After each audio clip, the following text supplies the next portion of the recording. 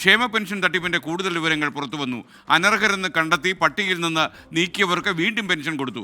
10,406 പേർക്ക് ഇത്തരത്തിൽ പെൻഷൻ നൽകിയതിൽ സർക്കാരിന് 4,08,00,000 രൂപയുടെ നഷ്ടമുണ്ടായിട്ടുണ്ടെന്ന് CAG റിപ്പോർട്ടിൽ പറയുന്നു.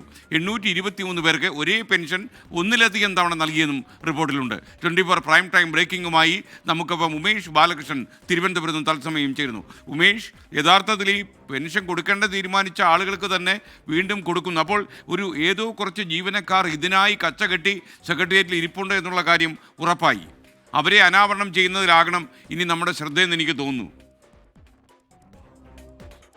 തീർച്ചയായും അതിലേക്ക് വരേണ്ടതുണ്ട്. എന്തായാലും നിലവിൽ ആ പേരുകളൊന്നും പുറത്തുവിടാൻ ധനവകുപ്പ് തീരുമാനിച്ചിട്ടില്ല. അത്തരത്തിൽ വിടേണ്ടതില്ല എന്നുള്ളതാണ്. എന്തായാലും CAG റിപ്പോർട്ടിൻ്റെ കൂടുതൽ വിവരങ്ങൾ കഴിഞ്ഞ ദിവസങ്ങളിലെല്ലാം നമ്മൾ പുറത്തുവിട്ടത് ഇത്തരത്തിൽ കള്ളപ്പേരിൽ വ്യാജ രേഖകളെല്ലാം ചമച്ച് സർക്കാർ ജീവനക്കാർ പെൻഷൻ കൈപ്പറ്റുന്നു. ഒപ്പം 2 പെൻഷൻ, വിധവാ പെൻഷനും വികലാംഗ പെൻഷനും എല്ലാം ഒന്നിലധികം തവണ പെൻഷൻ വാങ്ങുന്നു തുടങ്ങിയ കാര്യങ്ങളാണ്. പക്ഷേ ഇപ്പോൾ പുറത്തുവിടുന്ന വാർത്ത എന്ന് പറയുന്നത് ഇത്തരത്തിൽ ഉദ്യോഗസ്ഥ തലത്തിലുള്ള ക്രമക്കേടുകളെക്കുറിച്ചുള്ള കൂടുതൽ തെളിവുകളാണ്. അതായത് ഒരുപക്ഷെ ഇതിൽ ഒരു ഫീൽഡ് തല ഇൻവെസ്റ്റിഗേറ്റേഴ്സ് ഉണ്ട്. അതായത് ഫീൽഡിൽ പോയി ഒരാൾ പെൻഷന് യോഗ്യനാണോ അല്ലയോ എല്ലാം ഓരോ വർഷവും പരിശോധിക്കുന്ന രീതിയുണ്ട്.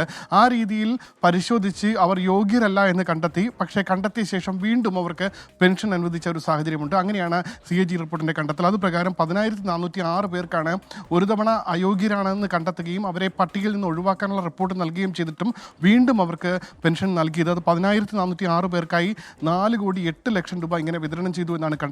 അതുകൂടാതെ ഒരാൾക്ക് തന്നെ ഒന്നിലധികം തവണ ഒരേ പെൻഷൻ, അതായത് ഒരുപക്ഷെ ഒരാൾക്ക് ലഭിക്കുന്നത് വികലാംഗ പെൻഷൻ ആണെങ്കിൽ ഒരു മാസം 2-3 വികലാംഗ പെൻഷൻ ലഭിച്ച വിവരങ്ങളുണ്ട്. ഒരുപക്ഷെ വാർദ്ധക്യ പെൻഷനാണ് ലഭിക്കുന്നതെങ്കിൽ അതേ രീതിയിൽ ഒന്നിലധികം തവണ ഒരാൾക്ക് തന്നെ പെൻഷൻ നൽകുന്നു. ഒരേ പട്ടികയിൽ ഇരട്ടിക്കൽ ഉണ്ടായിരിക്കുന്നു. ആ രീതിയിൽ ഒന്നിലധികം തവണ 823 പേർക്കാണ് പെൻഷൻ നൽകിയത്. അതിലൂടെ 3,83,00,000 രൂപയാണ് സർക്കാരിന് നഷ്ടപ്പെട്ടിരിക്കുന്നത്. ഇന്ന് രാവിലെയല്ല നമ്മൾ റിപ്പോർട്ട് ചെയ്തത് ഇത്തരത്തിൽ വിധവാ പെൻഷൻ ഒപ്പം വിധവാ പെൻഷൻ അർഹതയില്ലാത്തവർ വാങ്ങുന്നു. ഭർത്താവ് മരിച്ചിട്ടില്ലാത്ത ആളുകൾ ഇത്തരത്തിൽ വിധവകളാണ് എന്ന് അനർഹമായി റിപ്പോർട്ടുകൾ ഉണ്ടാക്കി കൊടുത്ത് ഇത്തരത്തിൽ അനർഹമായി തന്നെ ഈ പെൻഷൻ കൈപ്പറ്റുന്നു തുടങ്ങിയ കാര്യങ്ങളാണ്. എന്തായാലും ഇപ്പോൾ പുറത്തു വരുന്നത് ഇത്തരത്തിൽ ഉദ്യോഗസ്ഥ തലത്തിലുള്ള ഗുരുതര വീഴ്ചയാണ്. റിപ്പോർട്ട് ഉണ്ടായിട്ട് പോലും വീണ്ടും അവർക്ക് തന്നെ പെൻഷൻ അനുവദിക്കുന്ന സാഹചര്യമാണ് ഉള്ളത്. SKN. Okay, thank you. Umesh ബാലകൃഷ്ണനാണ് തട്ടിപ്പിൻ്റെ കൂടുതൽ കഥകൾ നമ്മോട് പറയുന്നത്.